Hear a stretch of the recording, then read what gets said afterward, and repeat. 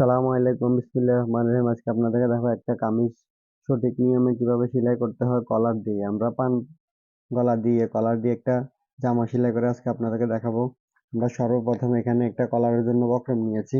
বক্রমটা নিয়েছি আমরা লম্বা 11 ইঞ্চি। এটা হবে কলারের জন্য 11 ইঞ্চি।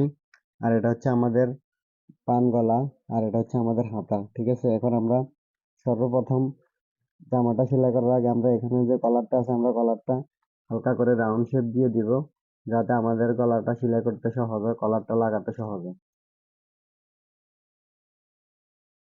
আমরা দুই পাশে এভাবে রাউন্ড করে দিব, দুই পাশে রাউন্ড করে দেবে একটার উপর একটা বসে, তাহলে আমাদের রাউন্ডটা একদম অ্যাকুরেট ভাবে হবে। তারপর আমাদের জামাটার বডির মাপ আমরা এখানে লিখে নিয়েছি 39 36 39 ইঞ্চি আমাদের জামার বডির মাপটা। আমরা এখন সর্বপ্রথম তৈরি করব পান গলাটা।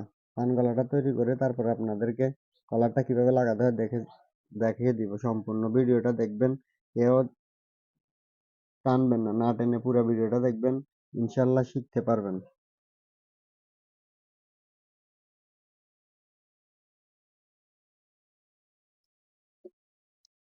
তারপর এখানে যে বাড়তি কাপড়টা আছে আমরা ওইটা কাটিং করে ফেলে দেব।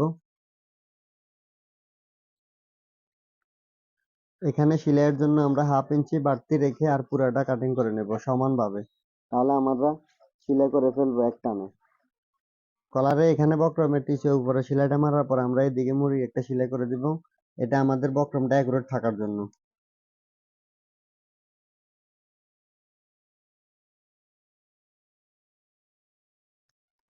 এভাবে মুড়িয়ে সেলানোর পরে আমরা এখানে মাছ সেন্টার যেটা আমরা এখানে একটা চাকান দিয়ে দিব, তাহলে আমাদের সেন্টারটা বেশ কম হবে না, মাঝখানেরটা। তারপর আমাদের এখানে সামনে ব্যাগ দুইটা পাট্টা আছে, আমরা যেটাতে তাল পাট কাটা আছে আমরা ওইটা সামনে পাট দিব, আর যেটাতে নাই ওটা আমরা পিছনে দিব। এখানে দুইটা পাট্টা আছে, আমরা এটার ভিতরে সামনে গলাটা বানিয়ে নিব। তার আগে আমরা এখানে যে মাছ সেন্টারে যে দাগটা আছে আমরা একটা ভালোভাবে একটা দাগ দিয়ে দিব, যাতে আমাদের মাছ সেন্টারটা ঠিক থাকে।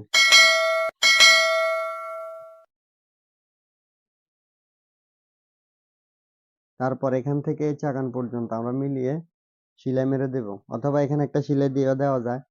যদি আপনারা না পারেন তাহলে সেলাইটা দিয়ে নেবেন।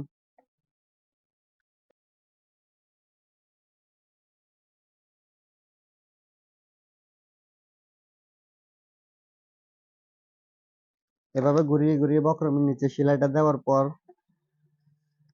এখানে আমরা 2 সুতার মতো বাড়তি রেখে আমরা এটা কাটিং করে নেব।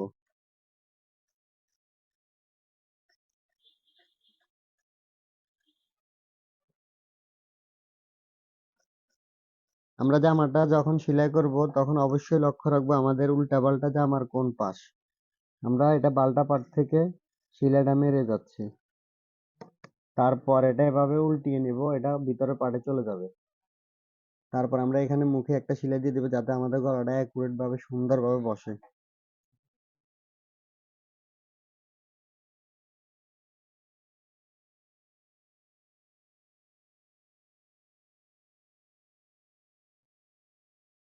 সামনের গলাটা তৈরি হয়ে গেছে, এখন আমাদের যে ব্যাক পার্টটা আছে আমরা ব্যাক পার্টটাকে এভাবে নিব, বালটা পাশটা উপরে দিয়ে। তারপর আমরা সামনের পার্টটাকে এভাবে একটার উপর একটা বসিয়ে দিয়ে আমরা সেলাই মেরে দেবো। এটা হচ্ছে আমাদের কাঁধের জয়েন্ট।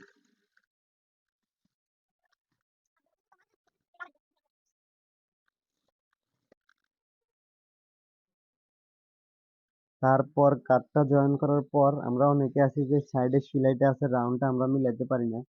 আজকে আপনাদেরকে দেখিয়ে দেবো একদম সহজ নিয়মে কিভাবে আমরা সাইডটা মেলাবো। সর্বপ্রথম আমাদের এখানে যে মাপটা আছে, মাপটা হচ্ছে বডির মাপ আমরা আগে লিখে নিয়েছি 39। আমাদের এখানে 39-এর মাথায় আমরা একটা দাগ দিয়ে দিব। তারপরে 36-এর মাথায় আমরা একটা দাগ দিয়ে দিব।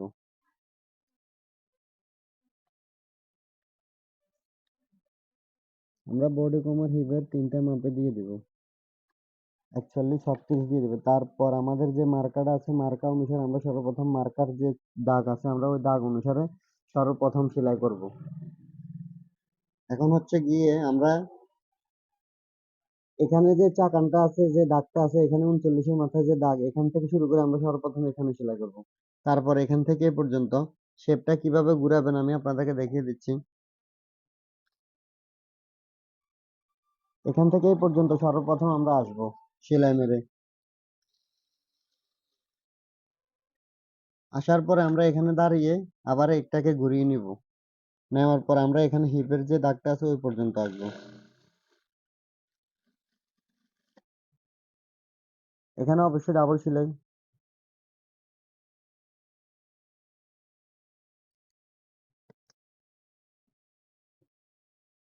আমাদের শেপটা তাহলে সুন্দরভাবে আসবে। তারপর এটাকে ঘুরিয়ে নিয়ে আমরা আবার সেলাই মেরে দিব ঠিক আগের নিয়মে।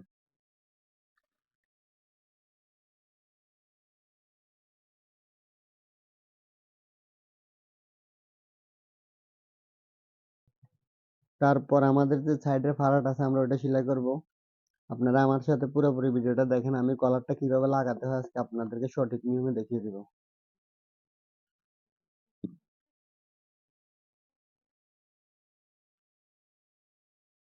সাইড ফাড়াটাকে আমরা এভাবে ধরে এভাবে ভিতরের দিকে দিব। দেওয়ার পরে আমরা এটা ধীরে ধীরে সেলাই মেরে সেলাইটা একদম লবে লবে সেলাই দিয়ে যাবো, একদম কাছায় কাছায়।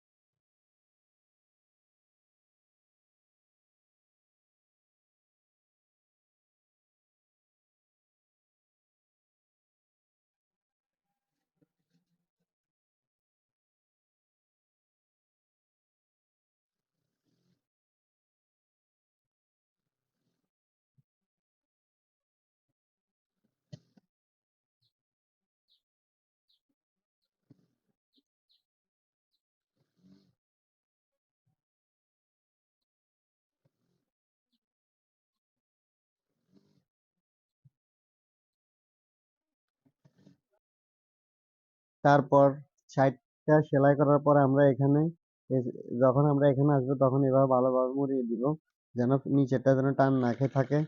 ধীরে সুস্থে মারবো প্রয়োজনে, যাতে ভালো হয়। ঠিক আছে।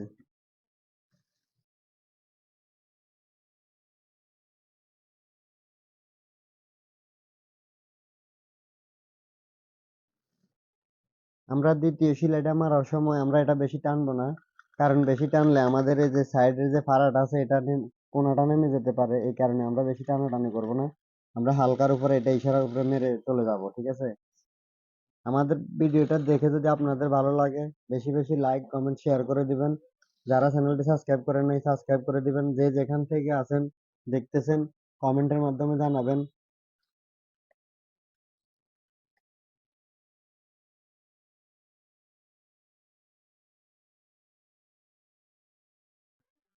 তারপর আমরা সাইড ফাড়াটা যেভাবে মেরেছি এভাবে নিচে বর্ডারটা ঠিক এই নিয়মে সেলাই মেরে যাব।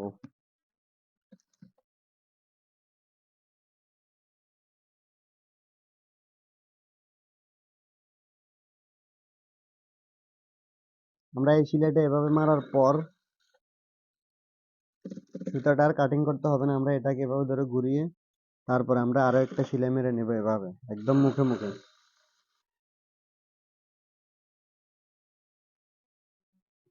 তারপর আমরা কলারটা কিভাবে লাগাচ্ছি এখন আপনারা দেখেন।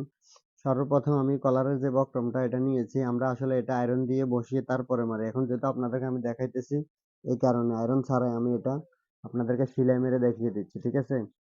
সর্বপ্রথম এই বক্রমটা নেওয়ার পরে আমি এভাবে ধরে একটা ভাঁজ দিয়ে দেব। দেওয়ার পরে আমরা একটা সেলাই মেরে নেব।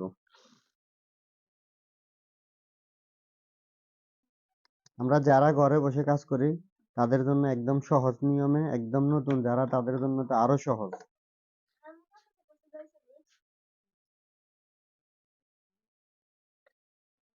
কলারটা সেলাইটা মারার পর আমরা এই যে এটা আছে কলারটার বরাবর মাঝখান বরাবর করে আমরা লম্বা লম্বা করে একটা সেলাই দিয়ে দিব, যাতে আমাদের এই সেলাইটা পরবর্তীতে খোলা যায়।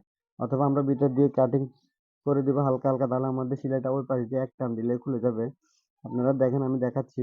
এখন এখানে একটা লম্বা লম্বা সেলাই দিব। লম্বা করে সেলাইটা মারার পর আমরা এখানে যে এই যে গ্যাপে গ্যাপে আমরা এভাবে সুতাটা ছিঁড়ে দিব নীল কাটার দিয়ে। একটু পর পর নীল কাটার দিয়ে আমরা এটা ছিঁড়ে দিলে তাহলে আমাদের পরবর্তীতে সেলাইটা খুলতে আর কোনো একদম সহজ হবে, কোনো কষ্ট হবে না।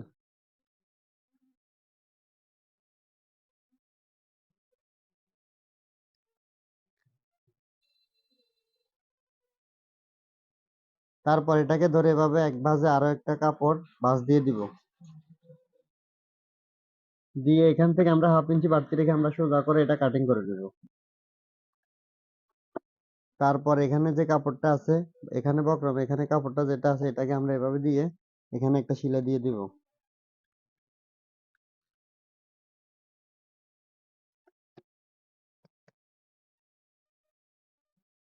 তারপর এটাকে এভাবে ভাঁজ দিয়ে তারপরে বক্রমের নিচে দিয়ে আমরা এটা সেলাই মেরে দিব পুরাটার ভিতরে।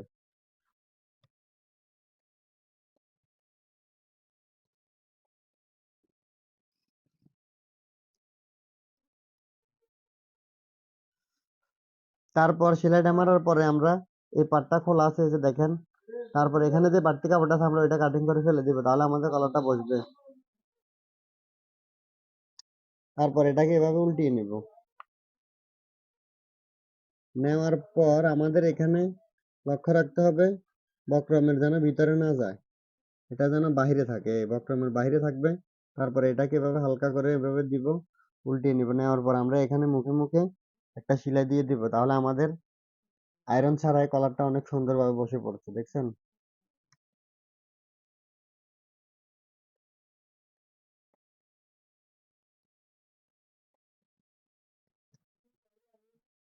এখন কলারটা লাগানোর মেইন কাজ, আমরা এটাকে মাঝখান বরাবর করে একটা ভাঁজ দিয়ে তারপরে এখানে চক দিয়ে একটা দাগ দিয়ে দিব। দাগ দেওয়ার পর আমাদের এখানে যে কাঁধের যে জয়েন্টটা আছে আমরা এখান থেকে এ পর্যন্ত এখানে একটা দাগ অথবা হালকা করে কাটিং করে নেব।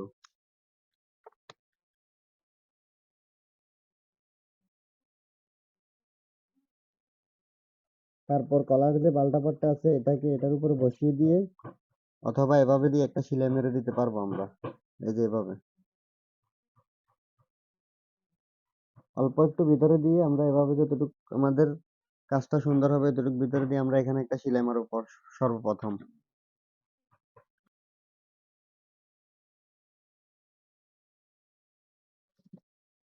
তারপর কাঁধের জয়েন্টের পাশে আসার পর এটাকে এভাবে ভালোভাবে সরিয়ে নিয়ে এই পর্যন্ত ভালো করে টাক দিয়ে দিব।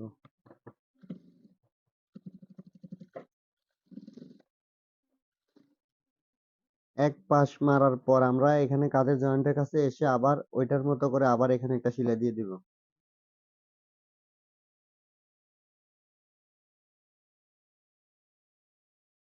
আমরা এখানে দুইটা সেলাই দিয়ে দিব যাতে আমাদের কলারটা ভালো হয়।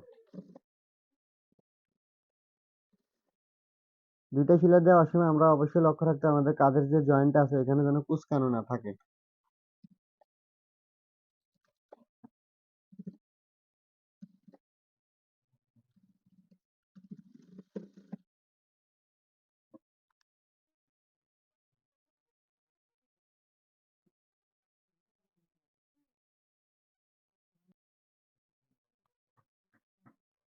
তারপর হাতাটাকে ভালটা করে অ্যাকুরেট ভাবে মাপ নিয়ে আমরা হাতাটা লাগিয়ে নিব। এটা ভিতরের দিকে দেওয়ার পর আমরা এভাবে ঘুরিয়ে ঘুরিয়ে হাতাটা লাগিয়ে নিব, ঠিক আছে? সবাই ভালো থাকবেন, সুস্থ থাকবেন, আমার জন্য দোয়া করবেন। গুড, আল্লাহ হাফেজ।